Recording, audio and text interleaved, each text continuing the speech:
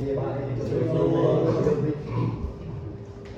are starting a little late because of traffic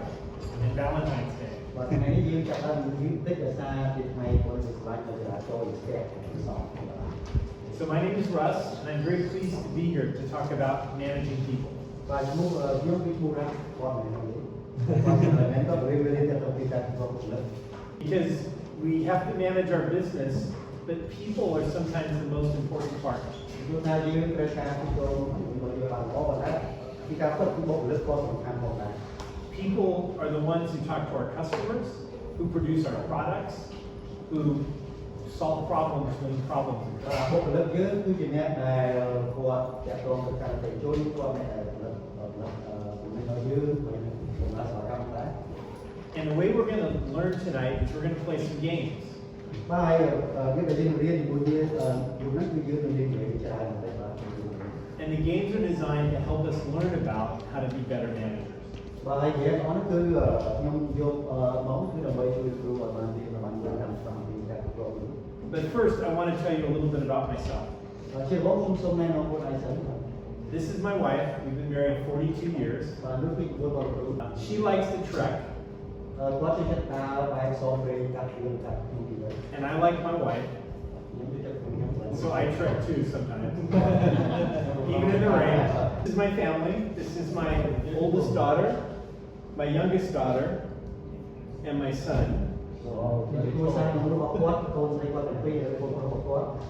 This is my son-in-law, and this is my son's girlfriend. And this is Emma, our granddaughter. This is what she looks like now. She is a character. I don't know how that translates.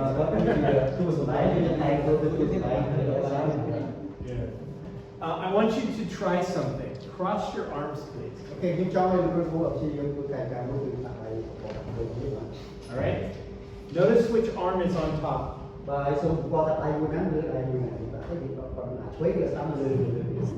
And then switch.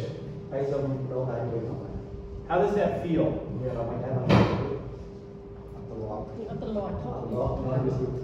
Not good? Yeah, it's different. When we change things, it's going to feel strange at first. So as we learn how to manage people, it may feel uncomfortable.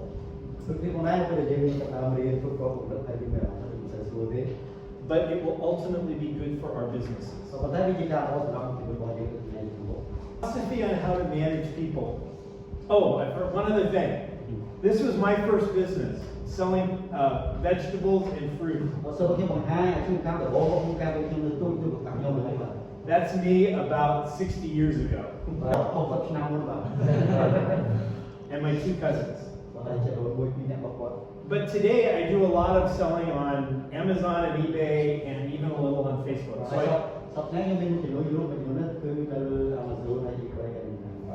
So I know how to use those platforms, their strengths and their weaknesses.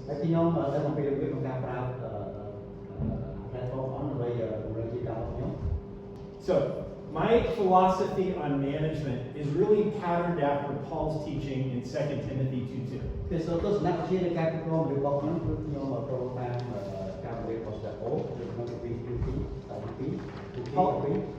Paul demonstrates what he wants Timothy to do.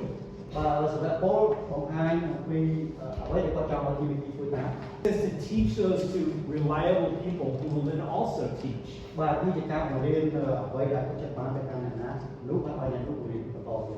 So the philosophy that I have is called prepare, teach, and coach.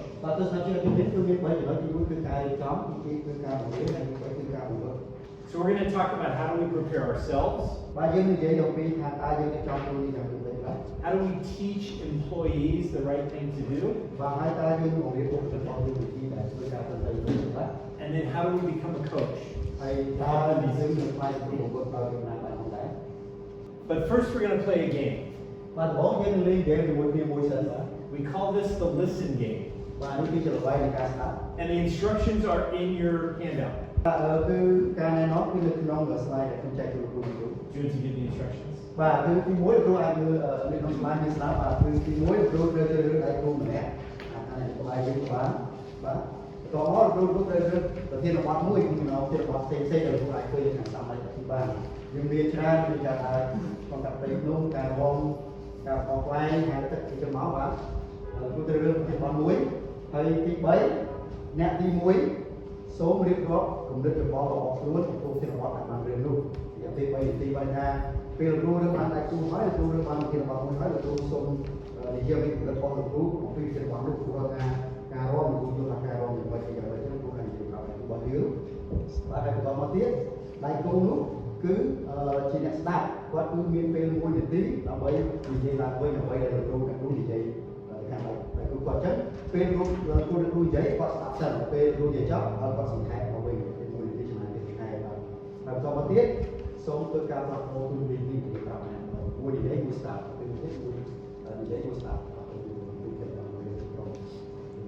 nó bên là dương nước bán sạch cái nước bán trên bán muối hới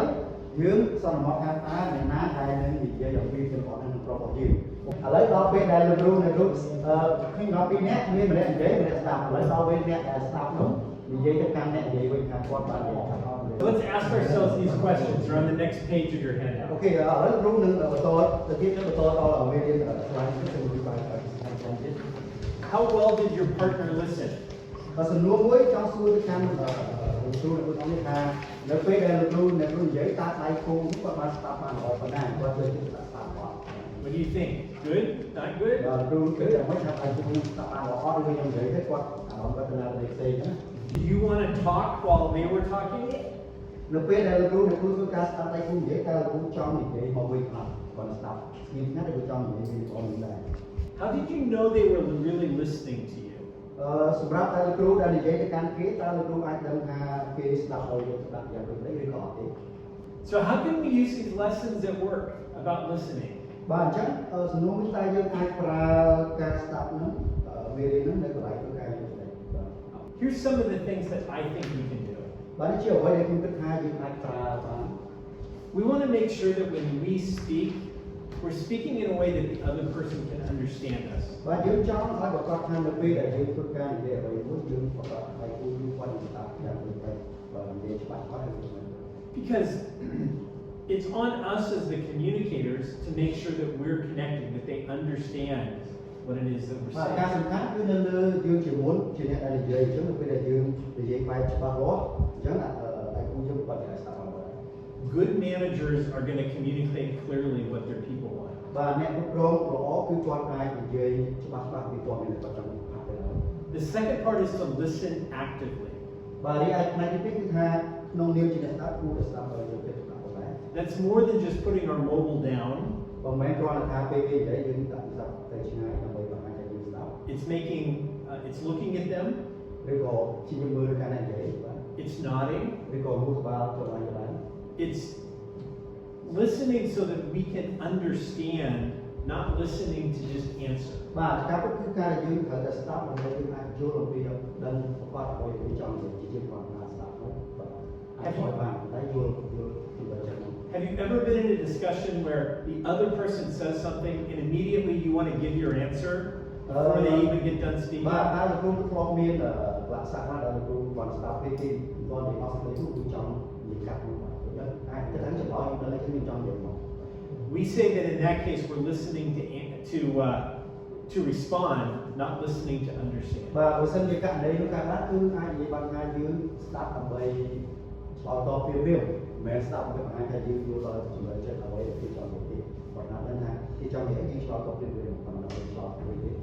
This is especially important when you or the employee is under stress. បាទនេះគឺជាការសំខាន់នៅពេលដែលលោកគ្រូគឺជាអ្នកគ្រប់គ្រងឲ្យបុគ្គលិករបស់យើងទៅក្នុងហេតុការណ៍ថាមានសម្ពាធពីការងារនេះមក When there is stress or emotions, we tend not to listen very well. បាទនៅពេលដែលយើងរៀនហត់ហើយមានសម្ពាធការងារផងយើងហាក់ជាអត់ស្គាល់ស្ដាប់បន្តិចមួយមក And as the manager, it's our job to control our emotions so we can communicate. បាទហើយក្នុងនាមជាអ្នកគ្រប់គ្រងយើងត្រូវតែចេះគ្រប់គ្រងដល់បាទមកដើម្បីយើងអាចប្រើទៅការងារដែលបានឆ្លង So if we're going to prepare to be managers, first we have to be able to communicate and to listen. បាទបើសិនជាយើងចង់ខ្លាយមកជាអ្នកគ្រប់គ្រងល្អយើងគួរត្រូវរៀនស្ដាប់បានល្អស្នា Are there any questions about listening or communicating? លោកមានសំណួរតែពីការស្ដាប់នឹងពីលោកអរស្មានផ្សេង between the two, the talker and the listener, who's to blame more when the listening is missed? So either the talker is to be blamed more. Of course, both has problem, but who should be? ព្រោះគឺថារវាងអ្នកស្ដាប់ហើយអ្នកសួរបើសិនជាការស្ដាប់នេះតែច្រឡំតែយើងសូមសម្រាប់ពី Ultimately, it's the communicator's responsibility to make sure that their message is received. បើជាការពិតគឺបើជាមុនយើងឲ្យទៅកាន់អ្នកទីចាគេក៏គាត់ត្រូវមានរួចត្រូវការនិយាយឲ្យគេយល់បាន So they may have to stop and say it in a different way. បាទគាត់បែរជាអាចត្រូវនិយាយរៀននិយាយឡើងបានច្បាស់លាស់បានគ្លៀរជាង Or they may need to say, we need to stop now, but we'll come back and talk about this later. ឬក៏គាត់ត្រូវការបញ្ឈប់ការសន្ទនាប៉ុន្តែសិនហើយចាំមកវិញនិយាយទៅទៀតទៅពេលដល់អស់ច្បាស់ Listeners have responsibility, but the communicator ultimately is the បាទ one. ហើយអ្នកស្ដាប់គាត់មានទំនួលខុសត្រូវក្នុងការស្ដាប់ឲ្យព័ត៌មានប៉ុន្តែអ្វីដែលខ្លួនគឺអ្នកនិយាយជាង You agree? Okay. យល់ស្រប But sometimes we tend to blame the other person because he doesn't listen to me. Yeah. That's why this happens. But the person don't listen. I did not really hear it. So Yeah. បាទគ្រូថាជំនាន់ពេលខ្លះយើងទទួលអ្នកស្ដាប់ឲ្យគាត់អត់យកទៅស្ដាប់ My children, when they were teenagers, would say, "You're not listening to me." កូនគាត់កាន់ថ្មីៗជំនាន់គាត់ថាស្ដាប់គាត់ And instead it was that I just disagreed with them. ហើយពេលខ្លះគឺថាជួបនេះដោយសារគឺថាកូនគាត់ថាគាត់ស្ដាប់គាត់ហើយនិយាយទៅនេះ And in that case, they weren't communicating clearly what they really wanted sometimes. បាទហើយគណៈលក្ខណៈនេះគឺត្រូវតែរៀននិយាយទៅច្បាស់លាស់ Another skill we need to have as managers of people is time management. បាទចំណុចមួយទៀតដែលយើងមានប្រសិទ្ធភាពយើងត្រូវរៀនដល់ក្នុងមានជំនាញនោះគឺយើងត្រូវតែចេះទៅបានល្អស្អាត Who wishes days were longer? គ្រូអ្នកគ្រូប្រហែលអ្នកដែលចង់ឲ្យមានពេលវេលាយូរជាងថ្ងៃទី1 ម៉ោង Why is it so hard to do everything we want to do in a day? បាទហើយអ្វីបានពេលគាត់ពិបាកណាស់ចង់ធ្វើទីកាយបានច្រើនតែគឺតិចដល់បាន Why is it so hard? បាទនេះបានហើយបានពេលគាត់ពិបាកមិនបានធ្វើទីកាយបានច្រើន យើងអត់មានអតិភិបច្បាស់លាស់ ដោយសារយើងមានការងារច្រើនដូច្នេះអត់មានយើងធ្វើវាអត់ទាន់ពេលវេលា have a lot of work to do so Have a lot of work, that's a good one. Interruptions? Anybody ever interrupted at work? បាទឬក៏មានការរំខានផ្សេងៗដែលយើងដល់ទៅការបានមានការរំខានផ្សេងៗទៅរបស់យើង I want to give you some hints on how to better manage your time. បាទខ្ញុំចង់ដល់នៅជាចំណុចល្អមួយចំនួនដើម្បីជួយលោកគ្រូក្នុងការកំណត់ការធ្វើវា But time management is really about the choices we make. បាទការគ្រប់គ្រងពេលវេលាគឺជាជំរឿនដែលលោកគ្រូអាចធ្វើខ្លួនឯងបាន To prioritize and manage tasks, I recommend effective to-do lists. បាទយើងអាចកំណត់អតិភិបនិងគ្រប់គ្រងកិច្ចការនីមួយៗបានដោយបង្កើតបញ្ជីនៃការសកម្មភាពដែលយើងmuốnធ្វើ And I have done a lot of different things, but I really believe that if you use an app like Google Keep or on Apple Notes to keep all the people that you're talking to and the things to be done, បាទយើងអាចរួមអាចប្រើវិធីទូរស័ព្ទឬកម្មវិធីផ្សេងៗក្នុងការយើងអាចនិយាយទៅវិញហើយដើម្បីងាយស្រួលក្នុងការថាយើងអាចធ្វើបាន in my case, I keep a short-term and a long-term list of things to do. បាទសម្រាប់ខ្ញុំអ្វីដែលខ្ញុំធ្វើកិច្ចការវិធីការខ្ញុំត្រូវធ្វើគឺមានរយៈពេលធ្វើវែងរយៈពេលខ្លី And when I manage people, I put their name on the list and anything underneath it, I've asked them to do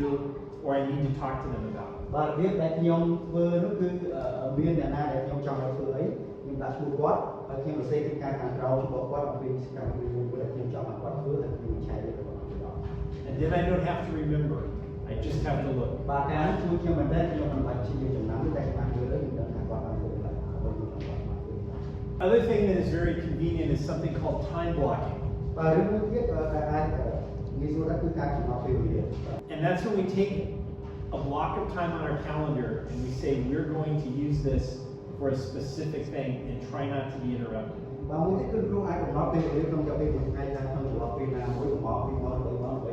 ធ្វើកិច្ចការដែលយើងចង់ធ្វើមិនធ្វើការផ្សេងទៀតដល់ពេលម៉ោងនោះគឺធ្វើកិច្ចការនេះតែម្ដង And, and I don't have to remember. I just have to look. បាទហើយ So, for example, pastors block time to prepare sermons. ឧទាហរណ៍លោកគ្រូគាត់កំណត់ពេលវេលាថាពេលថ្ងៃក្រោយមកម៉ោង1ដល់ម៉ោង3គាត់អត់ធ្វើអីទេគឺគាត់នឹងមើលកិច្ចការរបស់គាត់ដើម្បីរកបានវិញដើម្បីស្តង់ការរបស់ I don't know if you do this, but sometimes I'll sit down to do something, look at my phone, and the next thing I know I've lost an hour. បាទពេលខ្លះយើងអត់បានកំណត់បានដល់ពេលវេលាយើងចំណាយពេលមើលទូរស័ព្ទមកផ្លែសោះមកបាត់ទៅមកយើង For a lot of business owners, it's first thing in the morning, maybe before anyone else comes, or at the end of the day, before after everyone else is gone. Tasks. បាទសម្រាប់ម្ចាស់ទីកម្មចំនួនដែលហ្នឹងគឺគាត់ធ្វើការកំណត់ពេលវេលាអាចថាពេលព្រឹកដំបូងពេលព្រឹកហើយពេលល្ងាចពេលសៀលប៉ុន្តែពេលនេះគឺគាត់ទុកសម្រាប់ធ្វើអ្វីដែលគាត់គិតថាសំខាន់ព្រោះមានកិច្ចការច្រើនគាត់ត្រូវធ្វើក៏ដែរគាត់អត់កំណត់ទេគាត់បោះពីចឹងថាពេលនេះគាត់ធ្វើរហូតឬគឺហាត់កន្លែងទៅរបស់បាទដល់ពេលគាត់ Researchers have said that if you're working on a task and get interrupted, ការស្រាវជ្រាវបានបង្ហាញថាបើសិនបើលោកធ្វើកិច្ចការមួយបន្ទាប់មកមានការបង្ហាញលើកិច្ចការនោះ it can take 23 minutes for you to get back to the place you were. គ្រូនឹងត្រូវការចំណាយពេលថា23នាទីដើម្បីឲ្យអារម្មណ៍យើងអាចត្រឡប់ទៅ focus មកដល់លើកិច្ចការនេះបាន So time blocking is a way to be effective as a manager. បាទការកំណត់ពេលវេលាឲ្យដាច់ចាក់ដាក់នេះគឺជារឿងសំខាន់ដែលជួយយើងធ្វើការច្រើន And if you can't block time because your people are always coming to you asking questions, we're going to talk about that in a little bit. បើប្រសិនបើមានមនុស្សច្រើនតែមករកគ្រូក្នុងការនិយាយពីការច្រើនពេកបើជាយើងអាចមានចំណុចផ្សេងទៀតថាប្រាប់គ្រូទៅ Another thing to do is to be able to delegate. When we have employees, and I know all of you don't have employees, but there are certain things that other people could do. បាទរឿងមួយទៀតគឺជាការដែលយើងអាចប្រគល់ទៅការងារឲ្យអ្នកធ្វើពីព្រោះពេលខ្លះអ្នកក៏អាចធ្វើការល្អដូចយើងឬក៏អាចរកទីក្នុងទៅបាន And they may not do it as well as you do it. ព្រោះជាពេលខ្លះគាត់អាចធ្វើឲ្យល្អដូចយើងបានទេបាទយើងទៅយើងវិញ So that's an opportunity to teach. ប៉ុន្តែដូចជាឱកាសផងដែរដែលយើងអាចបង្រៀនគាត់បើសិនជាអត់មួយយើងអាចធ្វើឲ្យគាត់ធ្វើហើយបង្រៀនគាត់តាមគាត់ But they may do it better than you do if you give them a chance. បាទហើយឬក៏គាត់អាចធ្វើបានល្អជាងយើងផងនឹងបានពេលយើងមកការធ្វើ Delegating is scary. ក្នុងការប្រគល់កិច្ចការនេះឲ្យអ្នកធ្វើយើងជាការប្រឡងតែការធ្វើរបស់ការរបស់យើង Think about Jesus when he goes back to heaven and gives the disciples their Great Commission. បាទសូមគិតអំពីព្រះអង្គយេស៊ូវនៅពេលដែលទ្រង់បានយាងទៅកាន់ព្រះអង្គយេស៊ូវវិញព្រះអង្គបានប្រគល់កិច្ចការឲ្យសិស្សអង្គធ្វើប្រងពីព្រះអង្គ The fate of the church in the Holy Spirit and these 12 men's hands. គឺថាបាទកិច្ចការរបស់នោះគឺប្រគល់ទៅលើយើងនឹងការតាមរយៈការនាំទៅលើសុខភាព But he had trained them. ប៉ុន្តែព្រះអង្គបានពុទ្ធហាត់ពួកគាត់ He was giving them the Holy Spirit as a helper. ព្រះអង្គបានប្រទានព្រះរបស់សុខការពួកសិស្សនោះដើម្បីឲ្យមកប្រទេស And church has grown. ហើយតទៅក្រុមជំនុំមានការច្រើនច្រើន We need to understand how we train and give the tools for our people. ដូច្នេះយើងត្រូវការយល់ច្បាស់អំពីការរៀនបង្វឹកបុគ្គលិកហើយនឹងប្រគល់នៅឧបករណ៍ផ្សេងៗដែលអាចជួយគេច្រើនបានយ៉ាងបាន And then to have a follow-up system, which again goes back to the to-do list. បាទហើយបន្តទៀតយើងមានប្រព័ន្ធនៃការតាមដាននៃការបាទលើកលិកការរបស់គាត់ធ្វើនោះ When you ask someone to do something and they agree to a time to do it, put it in your to-do list, and then you can follow up to see if they បាទ can. នៅពេលដែលយើងឲ្យអ្នកណាដែលធ្វើកិច្ចការរបស់យើងហើយបានប្រងព្រឹត្តនេះយើងអាចដាក់ចាត់ថាឲ្យណាគឺណាឲ្យណាគឺតាមតាមពីក្រោយ There are lots of other things with time management that we can talk about at a break if you បាទ want. មានឧបករណ៍ច្រើនដែលយើងអាចប្រើបានក្នុងការកំណត់ប្រកបពេលវេលា But we're going to play another game. បាទឥឡូវខ្ញុំមានហ្គេមមួយទៀតសម្រាប់គ្រូអ្នកគ្រូដែលនិយាយ You are lost at sea. បាទគ្រូអ្នកគ្រូបានគ្រូវិញក្នុងសមុទ្របាន And here is a list of 15 things. បាទហើយក្នុងតារាងគ្រូអ្នកគ្រូបានឃើញគឺមានវត្ថុ15យ៉ាងដែលគ្រូត្រូវការ But you only have room for 5. ប៉ុន្តែគ្រូអ្នកគ្រូអាចរើសបានតែ5មកទេក្នុងចំណោម15 So we're going to give you a couple of minutes for you to pick the top 5 things you want. What's number 1? What's number 2? What's number 3? បាទអញ្ចឹងឥឡូវខ្ញុំជួនលោកគ្រូអ្នកគ្រូ3 4នាទីក្នុងការដែល chưa rất Pram Mục là sẵn khăn một phút là luôn để luôn tất cả sẵn khăn một phút trong cái nào là Pram Mục này quá. And then we're going to get together in groups of 4 and let the group come up with the top 5 priorities, which will probably be different than yours. Đấy những rước là luôn ai sẽ bắt đầu một cái rước hỏi dưới nâng liệp trong cái trong cái nào buồn nét hay buồn nét sẵn lại rước và đầu tiên là như để những rước buồn nét. Then we'll look at what the Navy says is the right priorities to have when you're in Và Iraq. hai đầu tiên là bây giờ luôn rước hỏi dưới nâng liệp nét cái dòng rước quan vì đất mưa ở bây giờ luôn rước quan rước hai là o sau rước họ đi có họ nó sau rước đúng không? Okay, so let's take 2 minutes and you can create your list of 1 to 5. Any questions first? Ba đúng ai chẳng ai bên kia thì trong cả rước nắng này. It's a way to look at the stars and to try and use that to figure out where you are. Rước đi muốn cứ được một bài mất. Nếu không biết có hai có một qua sông được ngay. Any other questions? Bao nhiêu cái đấy. It's prepackaged meals. Và ở đây tí bám cứ nhưng nó muốn là không liên tục ở hai và không ở đây là hai cái gì xe. Okay, 2 minutes for you to pick your top 5. Và bây giờ tí xong rồi tôi rước được luôn này, còn tôi vậy là nó phải cái luôn này trong cái này. Và ông món ở đây thì ông món. Now get in groups of 4 Okay. and come up with a group priority 1 to 5. Ok, ở lấy đó để tại là luôn ca cho luôn chỉ trong miền buôn nhé và bài bài miền nhé. Và tôi bây giờ bạn buôn nhé hết buôn xuống nói chất đưa vào một bước liền áo đặt nó vào lòng vì vậy. What is your number 1 thing? Water. Water. Chứ là tổng tham mà có tí muối cứ tết vào. Okay. What is your number 1 thing? Rồi đấy.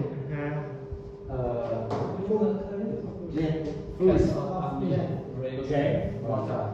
Water. Floating sea cushion. Okay. So we had one goal. What's our goal when you're on a raft floating lost at sea? Bà miên ta cô bồng non muối bò luôn đâu được nãy đây luôn nơi lên bồn này đại cùng quyền này là sáu ta cũng non bò cũng chiều vậy. So here is what the Navy says are the priorities of what is best to take. Bà nếu cứ chiều vậy là mẹ chưa đượcรู้qua thì mình cũng nói cũng ao được ngàn mà So let me explain what these are. If you don't have the maps, you don't need a sextant. So that doesn't do you any good. Có trong hai bờ sân mà như nó mấy hai tí một vài spray thế tí muối của cô qua xuống còn bên đây và bên là đại để hai tí cũng như là A mirror is important for signaling to airplanes with the sun that you và are. đi ai thì chắc câu muốn nút được luôn nó thành mấy con giòn còn thực ra mà đã thấy bớt cái sầm khác là sao nhưng ai trang mà ngày ở cái cười mà cười là bánh cô bên này cả cái chuối vậy Not to shame. Chúng ta dùng hai cho không mất à? There are no mosquitoes in the middle of the ocean. Và đi ai mông tốt chó cứ mình sẽ ngắn đi đặt đi một cái đường món và So water is important, và đi ăn tết cũng khá đi ao gì vậy và ăn củ sống and food. và hay ăn cứ lại ao đi mua cho ăn được biết If you're in the middle of the ocean, a map will be no good. và bữa sau đó cũng mình có cái hay cái bên này đó là A floating sea cushion is okay. It might keep someone afloat. và đi ai thì cái tôm đã tính cứ việc dùng củ sống đã chịu ai chịu cái bài này cái luôn bài The oil or petrol can be lit on fire, can be poured out in the water and lit on fire as a signal at night. và đi ai sang đọc đến cứ ai chui dương ở dương bọc viên tới cái chỉ cần đạt lương mà cái khơi này còn nát tới cái ấp lên tới cái free ấp lên tới cái đó cái kẹt được bạn Video, there may be nothing to listen to. và ví dụ ai câu đã đốn cứ ấp cũng khá là sao nên chỉ nhà chọc cái A plate, plastic sheet is good for collecting rainwater. và bây giờ bây giờ không phải không cứ làm sờ lắc và cho anh cứ là gì ai dùng ai trong cái tập bản Or maybe it could be a shelter in case it rains, so you had somewhere to và stay. đi Right? ai cứ đi tập bộ cho bạn phải chuyên plan cái gì thì cái gì đấy Shark repellent. đi nam bán cam đi mỗi làm khám mình muốn cái làm khám You have to have other things, I guess, more than shark repellent. lấy riêng cái này. John wanted rum. và sra That's wrong. បាទស្រាពីរដង Because it maybe could be an anesthetic, like clean out a wound. អូបាទប្រហែលជាវាអាចសំខាន់ដែរព្រោះពេលដែលយើងមានមួយយើងអាចយកស្រា But if you drink it, you'll become dehydrated, and that will make you បាទ worse. តែបើសិនលោកគ្រូតុកសិកអាហ្នឹងទៅគឺអាចជួយយើងសក់ទៀត The rope can be used to build a cover. បាទនេះឯខ្សែរង15 Chocolate is another food source. ហើយនេះឯឆូកូឡេតពីប្រទេសបាទជួយណាស់សំខាន់ដែរ And the fish you get in bowl, you don't know if you're going to catch a fish unless you're drawing. បាទនេះឯសម្រាប់ស៊ីត្រីហ្នឹងគឺខាងសម្រាប់នេះបាទអាចជួយយកស៊ីត្រីបានដែរឬក៏អត់ But what was interesting was the way we got to our answers. បាទអ្វីដែលសំខាន់គឺក្នុងការដែលយើងធ្វើជាចម្លើយហ្នឹងបាទ Because we all had ideas of what was right, what we needed. ពីព្រោះយើងផ្សេងគឺមានកម្រិតរបស់ផ្សេងៗថាអ្វីដែលយើងថាត្រូវក្នុងរបស់យើងបាទ Now, how does that apply to work? ចូលរៀបការនេះបើសិនជាយើងប្រើកន្លែងការងាររបស់យើងយកតែមិនដែរ The people that we manage have to understand what our vision is. បាទថាតើបុគ្គលិកឬអ្នកដទៃកន្លែងការងាររបស់យើងគាត់ត្រូវការដឹងថាយើងគិតអ្វីឬក៏ចាក់វិស័យយើងជាអ្វីដែរអត់ They need to understand that we want to accomplish certain goals in our បាទ business. គឺពួកគេត្រូវការដឹងដែរថាយើងចង់សម្រេចគោលដៅគោលបំណងអ្វីទៅថ្ងៃមុខ And unless they do, they're going to end up picking the rug. ซึ่งបើគាត់ដឹងទេតែគាត់អាចចង់សិក្សាស្រាវទៅពី So it's our job as the leaders, the managers, to make sure that we understand the purpose and goals of our business. បាទក្នុងនាមយើងជាអ្នកគ្រប់គ្រងគឺសំខាន់ដែលយើងត្រូវដឹងនិងយល់អំពីគោលបំណងឬក៏គោលដៅនៃមុខជីវកម្មរបស់យើង And it's really important that we write down our goals. បាទគឺសំខាន់យើងត្រូវតែសរសេរវាទុកបាទដើម្បីចំណាំ Research says that we are 20 to 40% more likely to accomplish our goals if they're written down. បាទការស្រាវជ្រាវបង្ហាញថាយើងមានកាតព្វកិច្ចលើកហើយ40%បើសិនបើយើងសរសេរពីគោលបំណងគោលដៅនេះចូលក្នុងការធ្វើជាការយើងចាំ And they allow everyone to read it to know what the goal is. បាទហើយការវាអាចជួយឲ្យអ្នកដទៃបានឃើញក្នុងអ្វីដែលយើងសរសេរយើងចង់បានគឺគាត់អូយើងយល់ថាអ្វីគាត់ចង់បានអញ្ចឹងយើងយល់អស់វា Let's imagine I brought a new game from the US for us all to play. ឥឡូវថតថាខ្ញុំនឹងមានហ្គេមមួយទៀតសម្រាប់គ្រូអ្នកគ្រូរៀនទៅបង And I said to you, I'm not going to tell you the rules up front. I'll just tell you as you need to know. បាទហើយខ្ញុំអត់ប្រាប់ពីរបៀបដែលត្រូវរៀនទេតែខ្ញុំចង់ឲ្យគ្រូចាប់ឲ្យរៀនតាម So every time it looks like you're getting ready to get ahead of me, I come up with a rule that makes you go back. បាទហើយពេលដែលគ្រូចាប់ឲ្យរៀនហើយយល់ថាអានេះជាអ្វីដែលចង់រៀនប៉ុន្តែគ្រូចាប់ឲ្យរៀនខ្ញុំប្រាប់ថានោះអត់រៀនអញ្ចឹងរៀនរបៀបផ្សេង That would not be a fun game. បាទគឺគ្រូគាត់រៀនចាប់តាមមុំមកហើយ It would be frustrated because you wouldn't know what am I supposed to be doing. បាទគឺចាប់ឲ្យรู้ថាខ្ញុំធ្វើអត់ចេះត្រូវសោះលេងនេះខ្ញុំត្រូវលេងនេះពេលលេងផ្សេង And yet so often in businesses when we manage people, they don't have a very clear understanding of what បាទ they're ហើយ supposed to do. មានជាច្រើនលើកថាដែលបុគ្គលិកគាត់ស្គាល់អំពីអ្វីដែលយើងចង់ឲ្យយល់ Once we know what the business is to do, they can align themselves with those goals. ចឹងក្នុងមានអ្នកប្រងនៅពេលដែលយើងយល់ច្បាស់ពីគោលបំណងគោលដៅក្នុងជំនាញរបស់យើងគឺយើងអាចនឹងជួយឲ្យបុគ្គលិករបស់ចាប់តាមយល់អំពីគោលដៅរបស់យើងដែរ And then we become an example that inspires and motivates បាទ them. ហើយបើយើងខ្លាយជាគំរូដឹកនាំដែលលើកចិត្តហើយជំរុញចិត្តដល់សមាជិកក្នុងបុគ្គលិករបស់យើង What are some of the characteristics of your best manager ever? ហើយគ្រូអាចលើកឧទាហរណ៍បានថាតើប្រតិយាបត្តិក៏កាយវិការណាដែលគ្រូចូលចាំថាយើងមានអ្នកប្រងយ៉ាងអត់ល្អរបស់យ៉ាងម៉េចដែលយើងចូលចាំអរគុណល្អមែនសម្រាប់ជាប់ក្នុងសាកលវិទ្យាល័យតែត្រូវការចែកបានយើងគ្រូអាចចាំបានទៅឲ្យយើងខ្ញុំធ្លាប់ធ្វើការជាមួយបេសកជនហើយអ្វីដែលគាត់ជាគំរូល្អនោះគឺគាត់ផ្ដល់ឱកាសដល់យើងហើយនឹងគាត់អត់ដែលបន្ទោសនឹងស្ដីឲ្យតែគាត់លើកទឹកចិត្តច្រើនជាងស្ដីឲ្យ To blame you for teaching. ខ្ញុំក៏អត់បន្ទោសបាទ What else? ខ្ញុំចងចាំការសរសើរ We want to look at the managers who have been good for us and model some of their characteristics. បាទអញ្ចឹងយើងចង់មើលទៅកាន់អ្នកដឹកនាំល្អរបស់យើងហើយចំណុចល្អនេះពួកគេឲ្យយកទេទៅឲ្យអ្នកល្អរបស់យើង If we treat our people the way we want to be treated, បើប្រសិនបើយើងចង់ឲ្យអ្នកដទៃគាត់ធ្វើមកយើងយ៉ាងដូចម្ដេចនោះ then they will want to stay with the business and work with the បើ business. ប្រសិនយើងប្រព្រឹត្តល្អទៅកាន់គាត់គឺគាត់ចង់នៅជាមួយយើងក្នុងក្នុង Plus, it's one of Jesus' commands that we love one another as បើអ្វីដែលសំខាន់គឺជាការតាមរបស់របស់ព្រះយេស៊ូវការទ្រង់ឲ្យស្ម័គ្រយើងមក So, as leaders of people, we need to make sure that we understand where we're going, the vision, បាទសំខាន់យើងក្នុងនេះទៅដល់ដល់គឺយើងត្រូវតែយល់ឲ្យខុសពីគោលបំណងរបស់យើង and then live consistently that way. បាទហើយយើងរស់នៅដោយប្រកាន់ភ្ជាប់នៅគោលបំណងនោះកុំឲ្យឃ្លាតចេញទៅ Any questions about that part? បាទគោលនេះសំដៅតែទៅផ្នែកនេះ If you haven't had a very good manager, I'm sorry. ប្រសិនបើលោកគ្រូអ្នកក្រុមមានធ្វើការក្រៅអ្នកលោកដែលមានសិទ្ធិរបស់បាទទៅសាសនា Unfortunately, there are a lot of bad managers out បាទ there. ការពិតគឺមានអ្នកក្រុមច្រើនអត់របស់ការឲ្យគាត់ទៅទៅ So let's us be good managers and អ start. ញ្ចឹងយើងប្រកបពីគេមិនដែរក៏ពីខ្លួនយើងដែលយើងអាចធ្វើទៅរបស់បាទ All right, we're going to play another game. បាទហើយយើងមានតែមួយទៀតល្បែងទៀតដែលយើងលេងជាមួយគ្នា It's called telephone. បាទគឺជាការបាទល្បែងទេទូរស័ព្ទ But don't get your telephones out. បាទតែយើងមិនបាច់ប្រើទូរស័ព្ទទេ So Bonnie is going to whisper something to our first person, អូខេខ្ញុំនឹងខ្សឹបអ្វីមួយទៅកាន់លោក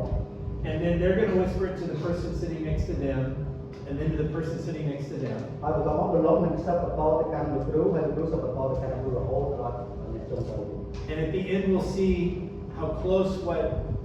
Bonnie said is what really comes បាទ out. ហើយអ្នកចុងក្រោយគាត់និយាយអ្វីដែលនិយាយមកហើយតើវាដូចទៅនិយាយតាមគាត់ដូចគ្នាអត់ All right? Everyone understand the rules? Yeah. What do we end up with? ប្រយោគគឺថ្ងៃនេះថ្ងៃបុណ្យសង្សារខ្ញុំអត់មានសង្សារទេ ខំបានប្រយខំ យើងចឹងនិយាយ ថ្ងៃនេះថ្ងៃបុណ្យសង្សារសូមទិញកាដូឲ្យសង្សារផង So what do we learn from this? អូខេតើតាមវាល្បែងនេះយើងរៀនបានអី That when we give directions as a manager, បាទ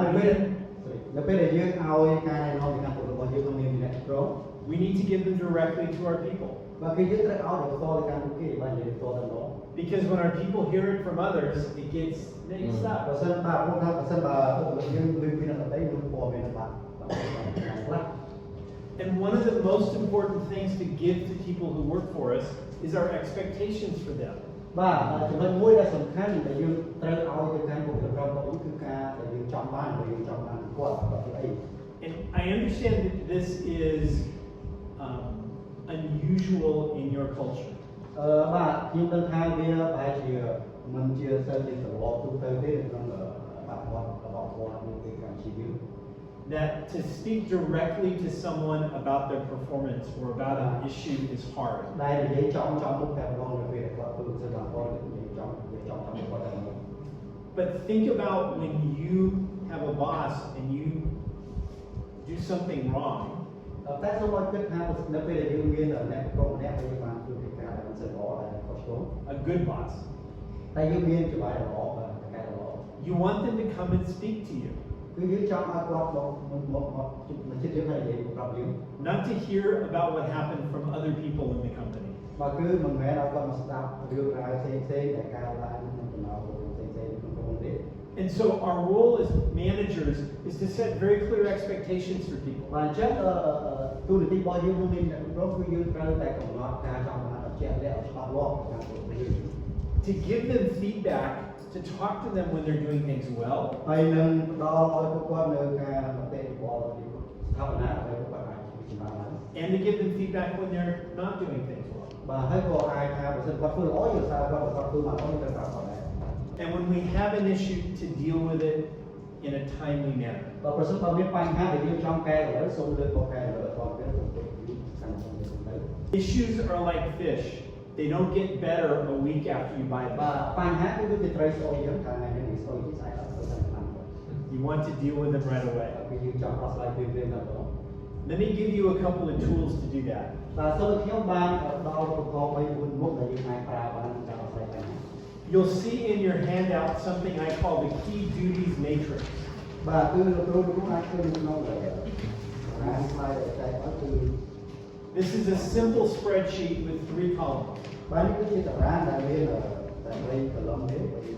column ទេ And I recommend that you prepare this even before you hire a person for your company. បាទគឺខ្ញុំណែនាំសូមឲ្យប្រើតារាងនេះដើម្បីយើងអាចរើសបុគ្គលិកដើម្បីធ្វើការយើងបានល្អប្រសើរ List the key responsibilities. Maybe it's 3, maybe it's 5. បាទយើង That's អាច not right បាន now. កំណត់កិច្ចការចម្បងដែលត្រូវឲ្យគាត់ធ្វើក្នុងទី1ខ្ញុំបើយើងខុសទៅបណ្ដាបណ្ដា What's the priority that duty has? បាទបន្ទាប់ពីយើងកំណត់កិច្ចការសំខាន់ៗដែលគាត់ត្រូវធ្វើហើយតែយើងឲ្យអត្ថប្រយោជន៍ប៉ុណ្ណាឲ្យវាសំខាន់ល្មមឬសំខាន់ខ្លាំងបំផុតវា And what percent of the time do you think they're going to be doing that? បាទហើយមានថាការចំណាយពេលវេលាប្រមាណការធ្វើការនេះ So in this case, the number 1 priority is to open the shop and to take care of customers. បាទគឺចំណុចទី1គឺបើកហាងនិងបម្រើសេវាកម្មដល់អតិថិជន And that's going to take about half of their time. បាទហើយនឹងអាចថាគាត់ចំណាយពេលប្រហែលជាពាក់ដល់នេះមកពេលវេលាគាត់ធ្វើការយើងទេ But the other part of their time is going to be spent processing orders that come in បាទ from the ពេល internet. គឺដំណើរការកំងអីវ៉ាន់តាមអ៊ីនធឺណិត And when they don't have those 2 things to do, they're going to clean the back room. បាទហើយបន្ទាប់ពីគាត់ធ្វើកិច្ចការពីខាងលើហើយគាត់សល់មកគាត់យើងអាចឲ្យគាត់សម្អាតទូខាងក្រោយ And these weights, right now they're the same. It's highest to lowest. បាទយើងកំណត់របស់អំពីចំនួននៃកិច្ចការថាទី1សំខាន់500ទី2 300ហើយចូលដល់ទៅ10% But it doesn't have to be. They could spend, 40% of their time opening the shop and servicing បាទ customers. ឬក៏យើងអាចកំណត់ការទូនាទីក៏បានយើងគឺថាយើងឲ្យ40%ទី1 And 50% of their time processing internet orders. បាទហើយនឹង50%សម្រាប់កិច្ចការទី2យើងនៅ100%ស្មើពេលវេលាធ្វើការរបស់គាត់យើងចែកគាត់ធ្វើប្រហែលម៉ោងប្រហែលតាមទៅកិច្ចការដែលយើងកំណត់នេះសំខាន់ជាងណា If you have a business where when somebody walks in, the customer becomes the most important thing. បាទបើសិនបើយើងមានជំនាញអាជីវកម្មមួយដែលមានអតិថិជនចូលមកអ្នកដែលមានទូនីសំខាន់ក្នុងការស្វាគមន៍អតិថិជនគឺបុគ្គលិករបស់យើងហើយបាទយើងគេហើយ But there may be a lot of other things they do when there's no customer in the store. បាទតែក៏មានពេលវេលាដែលគាត់ទីសល់ជាច្រើនអត់មានអតិថិជនគាត់សល់ជាច្រើន So in a job interview, you can sit down and say, these are the most important things you've got to do. បាទបើសិនបើក្នុងករណីដែលយើងត្រូវការសម្ភារពួកគាត់យើងអាចប្រាប់ឲ្យគាត់ថានេះគឺជាការមួយសំខាន់ដែលគាត់ត្រូវធ្វើ And here's how much time you're going to spend on those. បាទហើយសម្រាប់កិច្ចការ3គាត់ត្រូវចំណាយពេលទាំងមូលធ្វើកិច្ចការ3គឺអាចតែទៅតាមប្រហែលនាទីប្រហែលម៉ោងទៅ You don't have to list every single duty. You see that only adds up to 90%. បាទលោកគ្រូមិនត្រូវថាបន្ថែមកិច្ចការឲ្យច្រើនតែគាត់ថាកិច្ចការ3សំខាន់គឺចំណាយពេលអស់90%ពេលរបស់គាត់8ម៉ោងទៅផង But it does give them a sense of your priorities as the manager. បាទប៉ុន្តែការនេះបានបង្ហាញឲ្យគាត់យល់ថាអ្វីដែលលោកគ្រូចង់បានពីគាត់រំពឹងថាគាត់ធ្វើកិច្ចការតាមអ្វីដែលចង់បាន Because what happens is if we just have the duties ប្រសិនបើយើងគ្រាន់តែមានកិច្ចការដែលយើងកំណត់3 4មុខនោះទេ and somebody comes in and they just want to process internet orders, they don't want to deal with people. បាទហើយបើសិនជាយើងបានគាត់កំពុងតែដំណើរការកំងបានតាមអនឡាញទៅពេលហ្នឹងគឺអ្នកតាមមកគាត់អត់ចាប់បានបងទេណាគេလာចូលមក If I don't have priorities, they may get the wrong opinion about the ហើយ job. ប្រសិនបើខ្ញុំមិនបានកំណត់ថាការងារមួយណាដែលសំខាន់អាទិគាត់ទៅធ្វើគាត់ធ្វើអភិសេកដែលអត់យកខាងទៀត In the businesses I've been in, we create one of these for every job. បាទនេះជាទម្រង់មួយដែលយើងអាចបង្កើតបានសម្រាប់ជំនាញរបស់បាន If you're the manager and it's your job to take care of payroll, that might be your number 1 priority, but it's not going to take all of your time. បាទប្រសិនបើលោកគ្រូជាអ្នកដែលគ្រប់គ្រងការឲ្យបានការគ្រប់គ្រងគឺអាជីវកម្មអាចារ្យនឹងអានបាទ But a matrix like this allows you to sit down in the interview ប៉ុន្តែសម្រាប់តារាងបើសិនជាយើងមានអាចជួយយើងនៅតែនៅពេលដែលយើងជួបសម្ភារជាមួយបុគ្គលិកយើងមក when they've hired and you're teaching them the job, បាទពេលដែលយើងជួលគាត់ហើយយើងបង្រៀនគាត់ឲ្យធ្វើកិច្ចការ and when you sit down and give them feedback. ហើយក៏យើងអាចនៅពេលដែលយើងប្រើវាសម្រាប់ជួយទូមុខគាត់ហើយយើងអាចផ្ដល់យោបល់ថាគាត់ To say, here's how you're doing this, the parts you're doing well, បាទយើងអាចនិយាយថាក្នុងចំណោមកិច្ចការដែលយើងរៀនឲ្យគាត់យើងថានេះកិច្ចការដែលគាត់ធ្វើបានល្អហើយ and the parts that you've got to ហើយ improve. មានកិច្ចការមួយចំនួនដែលគាត់ធ្វើបានល្អហើយយើងឲ្យរង្វាន់តាមនេះគឺជាក់ស្ដែង If you already have employees, I like to sit down and work with them to create this matrix. បើប្រសិនបើលោកគ្រូមានបុគ្គលិកហើយខ្ញុំរីករាយនឹងអង្គុយជាមួយលោកគ្រូដើម្បីបង្ហាញការធ្វើពីដល់ And you can talk about what their key duties are and priorities. ហើយលោកគ្រូក៏អាចប្រាប់ខ្ញុំអំពីសកម្មភាពការងារសំខាន់ៗដែលគាត់ធ្វើប្រចាំប្រាប់ខ្ញុំបាន But when they agree to it, they've essentially said, yes, this is what I must do to be a good បើហើយ employee. នៅពេលដែលយើងគឺប្រាប់ពីការហ្នឹងបុគ្គលិកគាត់ឃើញគាត់ទៅស្របពីគាត់ត្រូវតែធ្វើការនេះ Any questions about the key គឺ duties មាន matrix? នួរបន្ថែមដែលច្បាស់លើចំណុចនេះអាចសួរបាន ខ្ញុំចង់សួរថាការកំណត់នេះតែប៉ុណ្ណឹងឬក៏យើងអាចមានអ្វីបន្ថែមលើសពីអ្វីដែលមាន 3 to 5. ហើយជាពី3ទៅ5បានពី3ទៅ5មកតែរបស់គាត់ទៅ A person can't remember 20 things on this list. បាទគឺបុគ្គលិករបស់យើងមិនមែនគាត់មិនអាចចូលចាំមកគឺថាយើងដាក់20ការនេះគាត់ធ្វើគាត់ចាំអស់ច្រើនពេក So you can combine tasks into certain បើ buckets. សិនច្រើនទេអាចរួមចូលគ្នាមកដាក់តែចំណុចទីចំណុចចូលនេះបានច្រើននេះគាត់ចាំ I think that if you explain that it's about making clear what the job is so that they understand it before they're hired, I think it will be okay. បាទគ្រូសួរថាបើសិនតែយើងមានតារាងដែលយើងកំណត់កិច្ចការសំខាន់ៗ3មុខដែលបុគ្គលិកទីត្រូវធ្វើហើយគ្រូសួរថានៅពេលបុគ្គលិកធ្វើអញ្ចឹងតើគាត់គិតថាសុបាយនឹងគាត់ថាហាក់ជាដាច់ណាស់ពេកធ្វើអីគឺម៉ាត់ពេកឬក៏យ៉ាងម៉េចរៀនគ្រូបញ្យល់ថាមិនអីទេនៅពេលដែលយើងមានច្បាស់លាស់ចឹងគាត់អាចធ្វើគាត់អាចជាធ្វើទៅដល់ Research has shown that if you hire the wrong person, បើការស្រាវជ្រាវបង្ហាញថាបើសិនបើលោកគ្រូអ្នកគ្រូនឹងមានជាអ្នកប្រកបហើយឬក៏លោកដែលមិនត្រូវ the cost is very large. គឺលោកគ្រូនឹងចំណាយដល់ពុះមិនត្រូវ So better to take some time to help them understand the job បើអញ្ចឹងសំខាន់តែយើងបញ្ជាក់ពីការចំណាយច្បាស់ៗនៅលើតារាងតែមកគាត់ចង់គាត់ធ្វើអី before you hire them. បាទនៅពេលដែលយើងឲ្យគាត់មកចូលធ្វើការជាមួយយើងធ្វើការដាក់ការងារថាគាត់មកទៅធ្វើឲ្យគាត់ធ្វើបាន Any other questions? គ្រូមានសំណួរផ្សេង When we give feedback to people, បាទនៅពេលដែលយើងផ្ដល់យោបល់ដើម្បីស្ថាបនាមកគាត់ this is the latest research on what is effective. បាទនេះគឺជាការស្រាវជ្រាវចុងក្រោយបំផុតដែលបង្ហាញពីលទ្ធផលមួយ First, you want to explain why you're giving feedback. បាទចំណុចទី1លោកគ្រូត្រូវធ្វើការបញ្យល់ពីហេតុផលសិនហេតុមួយហេតុមួយបាទលោកគ្រូចង់ផលរបស់ស្ថាបនារបស់គាត់ And it's because you want them to do a good job. ពីព្រោះថាលោកគ្រូប្រាប់ថាលោកគ្រូចង់ឲ្យគាត់ធ្វើការបានល្អជាងមុន It's because you believe that they can do the job. ពី You ព្រោះលោក believe គ្រូ that. ជឿទៅលើគាត់ជឿទៅលើថាគាត់អាចធ្វើការបានល្អជាងមុនកាន់ទៀត You might talk about the fact that you have learned from feedback in your career. បាទលោកគាត់អាចតែនិយាយអំពីสิ่ងដែលគាត់បានរៀនសូត្រពីរបស់ស្ថាបនាពីបទពិសោធន៍ពីការវិនិយោគរបស់ខ្លួនតែជា And then ask them if they want feedback. ហើយគាត់អាចសួរគាត់ថាតើអាចប្រាប់គាត់ស្ថាបនាគាត់បានអត់មុននឹងយើងគាត់សួរគាត់សិន Nearly every person will say yes. លោកទីច្រើននិយាយថាអូខេបានបាទ That opens the door for you to provide feedback. បាទហើយបើសិនគាត់ឆ្លើយថាអូខេបាននោះគឺជាការបើកវាស្របពីការចាត់បាន And then the discussion, tell them what you saw and see if they saw the same things. គ្រូអាចគាត់ថានេះគឺជាអ្វីដែលខ្ញុំបានឃើញពីអ្វីអ្នកធ្វើឬក៏រឿងហើយយើងសួរគាត់ថាតើគាត់បានឃើញការដូចខ្ញុំអត់គាត់ថាគាត់ធ្វើផ្សេងអ្នកធ្វើផ្សេងចឹងមានបញ្ហា Then discuss what we need to do in the future. បាទហើយតោះមកអាចធ្វើការពិសាគ្នាអំពីរឿងអ្វីគឺការដែលត្រូវធ្វើពេលទៅពេលបន្ត And then ultimately, when you've discussed it, ask, will that work for you? ហើយពេលដែលយើងពិសាគ្នាយើងសួរចុងក្រោយថាតើកិច្ចការដែលរៀបធ្វើតើគឺអាចទៅសម្រាប់អ្នកអត់ You want them to commit to say, yes, that I will do that បាទ next time. អ្វីដែលយើងចង់បានសម្រាប់គឺឲ្យគាត់ឆ្លើយថាខ្ញុំយល់ខ្ញុំចង់ធ្វើមិនធ្វើបានចេញពីចិត្តរបស់គាត់ So let's say you saw a customer give poor, an employee give poor customer service. បាទឧទាហរណ៍មានបុគ្គលិកមួយដែលគាត់ផ្ដល់សេវាកម្មយ៉ាងអស់បំផុតដល់ទីខ្លួនរបស់យើង Then you might say to them, I want to give you some feedback because I believe you could provide, and I've seen you give really ចឹង good ក្នុងករណីទៅគ្រូ feedback. អាចហៅយោបល់តាមណាទៅតាមគាត់ថាគាត់នេះជាអ្វីដែលគាត់បានមើលឃើញប៉ុន្តែគាត់ជឿថាអ្នកនឹងអាចធ្វើបានល្អជាងនេះទៅតាមមុខហើយ And you can say, you know, when I started, I had a manager who gave me good feedback, and it really helped. បាទមុនយើងគឺអាចនិយាយថាពីមុនខ្ញុំក៏ជាបុគ្គលិកផងដែរហើយខ្ញុំបានគ្រូយោបល់តាមណាពីពេលខ្ញុំឥឡូវខ្ញុំចែកលេខហ្នឹងដែរ Would you like my feedback? បាទតែអ្នកចង់បានការយោបល់ពីខ្ញុំអត់ I saw this happen with the customer today. ខ្ញុំបានឃើញថាសេវាកម្មរៀបចំបន្តិចក៏ទៅជាមួយថ្ងៃនេះដែលយើងបានធ្វើ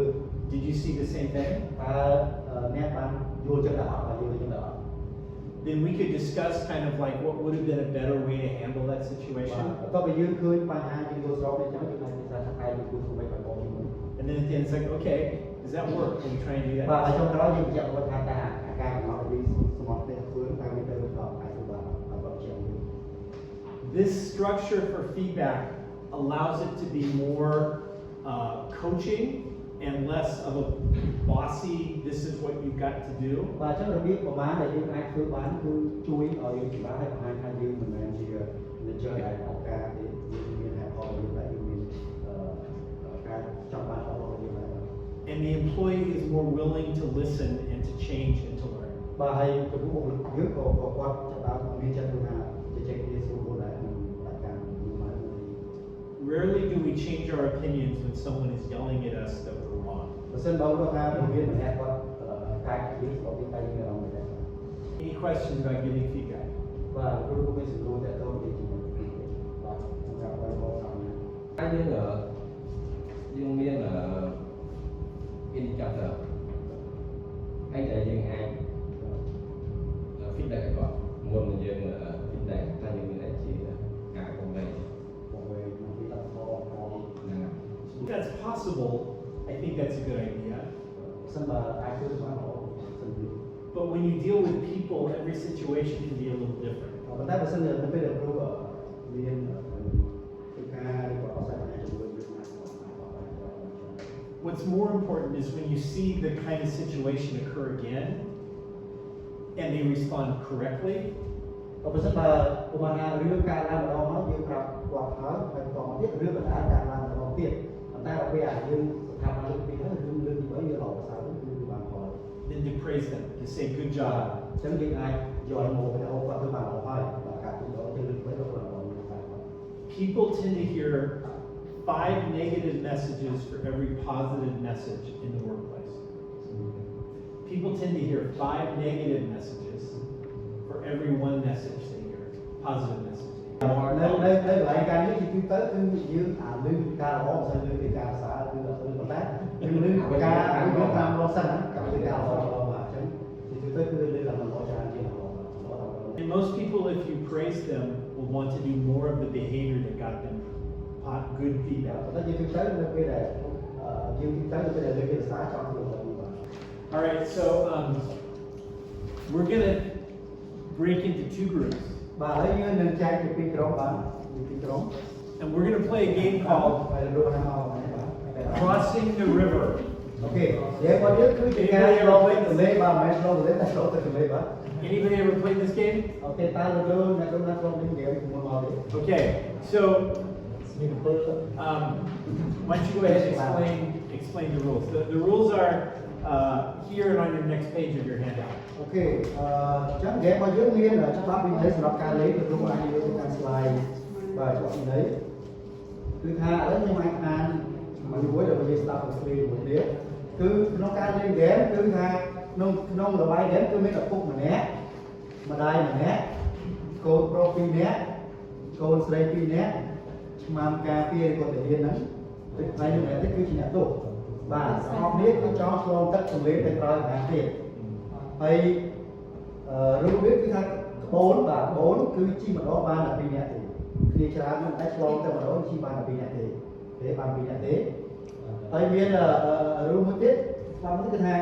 ឪពុកមិនអាចទុកឲ្យនៅជាមួយកូនស្រីបានទេបាទឪពុកម្នាក់ឯងអាចទុកនៅកូនស្រីបានទេតើតែមានម្ដាយនៅជាមួយដែរចឹងឪពុកមួយកូនស្រីមួយម្ដាយមួយគឺអាចនៅជាមួយបានបាទអ្នកខាងទេហើយមួយទៀត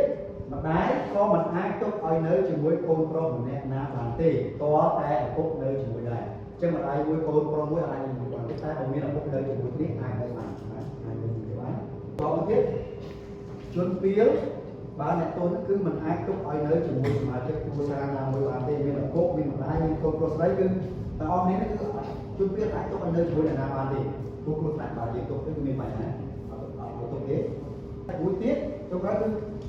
អ្នកដែលអាចចែកក្បូនបានគឺមានតែ3នាក់ទេបាទទី1គឺឪពុក ហើយទី2គឺម្ដាយទី3គឺឆ្មាំការពីមានតែ3នាក់ទេចំណោមទាំងអស់គ្នាដែលចេះចែកកូនចូលទៅនិយាយបានពីឯកូនប្រុសកូនស្រីអ្នកកូនគឺអត់ចេះចែកកូនទេបាទ Okay, so Paul and John, we might need you to join the game. To join one each on each. អញ្ចឹងយើងចង់ឲ្យគ្រូប៉ូហើយគ្រូចូលជាមួយគ្នាអ្នកចេះ The easiest way to play this game is for every person on the team to take on one of the roles. បាទនៅពេលគេនិយាយស្រួលទេពេលយើងមានសមាជិកគ្រប់គ្រាន់ពេលនេះ Remember when I said when we're under stress, we don't listen as well? បាទចូលចាំខ្ញុំបាននិយាយមកថានៅពេលដែលយើងនៅក្នុងលក្ខណៈក្តៅយើងគាត់យើងមានសម្ពាធយើងលែងស្ដាប់គ្នាបាទ In our businesses, we will face complex problems. បាទនៅក្នុងមុខជំនួយគឺអញ្ចឹងដែរមានពេលវេលាដែលយើងចាប់បានមានការពិបាកចាប់បាន And so if we're going to grow as managers, we need to learn how to get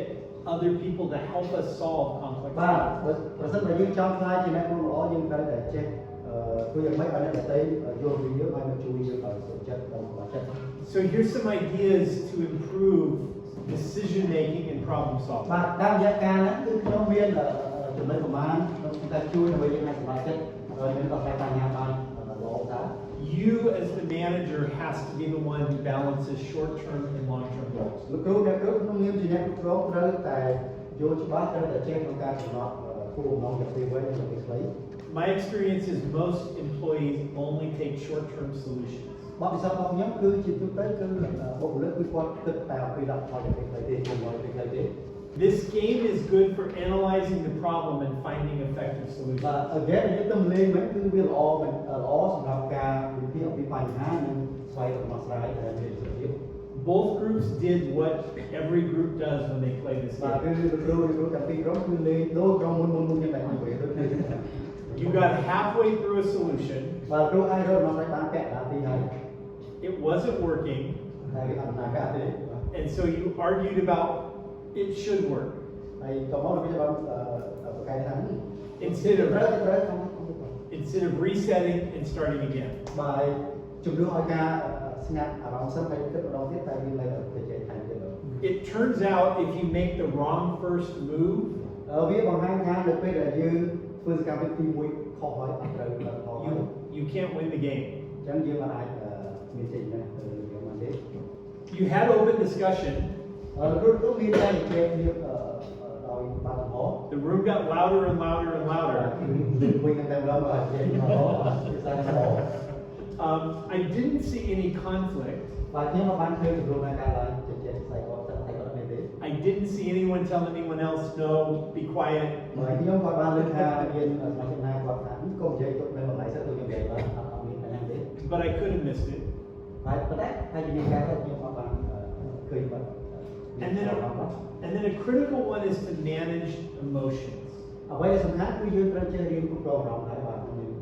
ជាគ្រប់គ្រង We want to believe our employees are logical. បាទយើងចង់ឃើញបុគ្គលិករបស់យើងគឺគាត់គិតបែបលោកសិនគិតបែបមានតាមដល់ត្រឹមត្រូវនិងចិត្តតាមអារម្មណ៍ទេ But we are emotional beings. ប៉ុន្តែទៅយើងជាអ្នកដែលមានអារម្មណ៍ឆេះឆាច្រើនបាទមួយហើយ And when someone got invested in their solution to cross the river, ដល់ពេលដែលអ្នកលេងគាត់នឹកពីមកស្រាយដើម្បីលេងឆ្លងលេង it was the emotion that said, I'm going to make this work no matter what. បាទគឺជាអារម្មណ៍ដែលយើងគិតថាយើងនឹងកំពុងតែស្វែងរកមកស្រាយឲ្យចេញជាលទ្ធផលទោះបីយើងការធ្វើហើយ If you're going to implement change in your business, បើសិនបើលោកគ្រូអ្នកគ្រូចង់ធ្វើការផ្លាស់ប្ដូរនៅក្នុងវិស័យរបស់លោកគ្រូ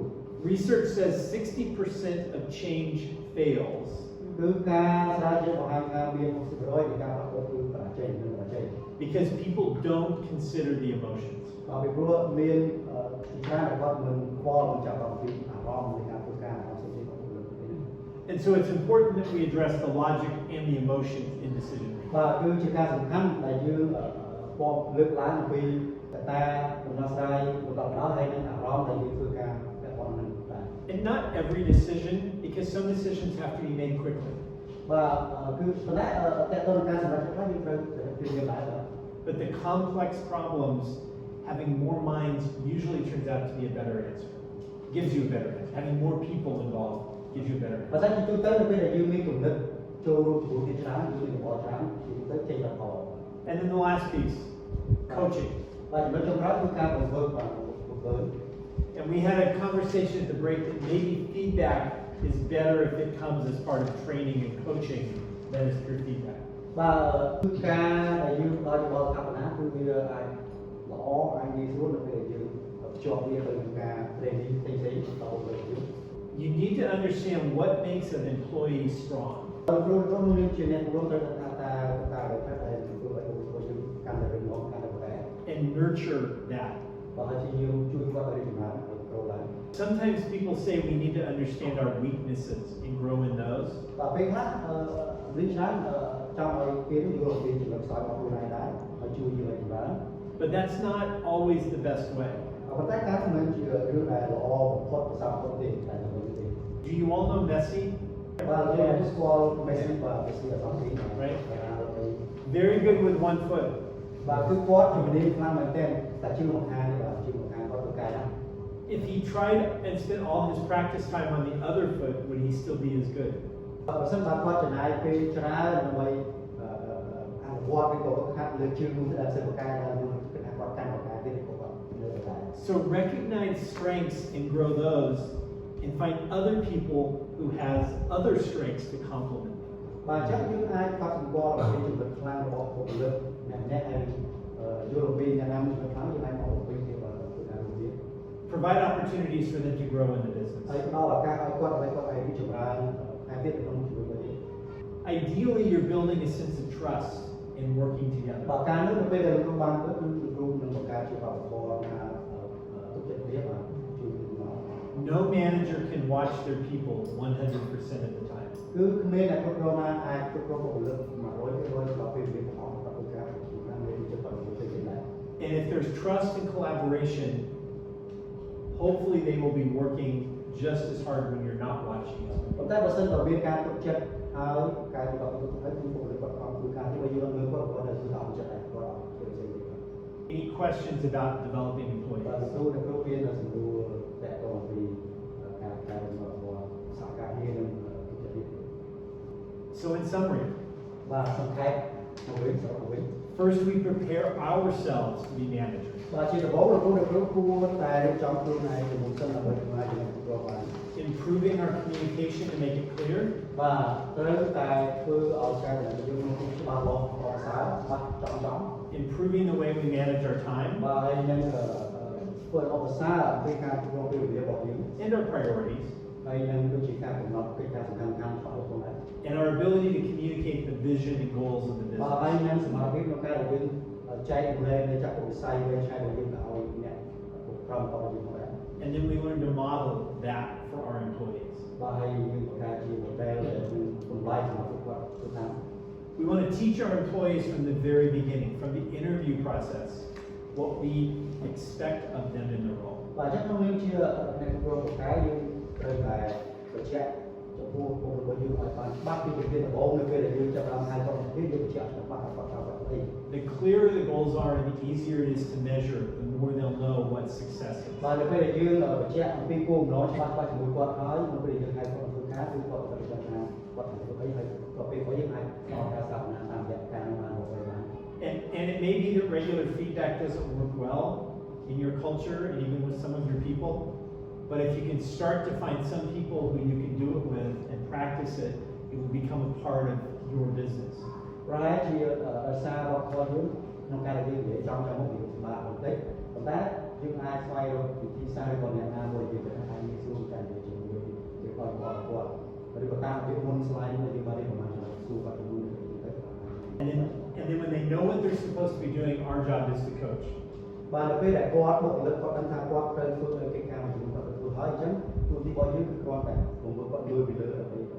តាមគាត់ To praise and to correct, បាទអាចប្រសើរគាត់ឬប្រសើរពេលគាត់ធ្វើបានល្អប្រសើរគាត់មានជាទៅ to help them grow, បាទហើយជួយគាត់ឲ្យរីកចម្រើនធ្វើការនៅការការទៀត and then ultimately to delegate. បាទហើយចុងក្រោយនឹងផ្ដល់កិច្ចការសំខាន់ដែលគាត់ធ្វើខាង Just like Paul did to Timothy បាទដូចដែលព្រះអូគាត់បានផ្ដល់កិច្ចការឲ្យទូទីធ្វើ and told Timothy to do to others. បាទហើយនឹងប្រាប់ទីនេះឲ្យធ្វើការទៅកាន់អ្នកទីខាង A lot of information. What questions do you have? បាទមានចំណុចច្រើនដែលយើងរៀនថ្ងៃនេះគឺមានសំណួរសូម To just close, management is hard.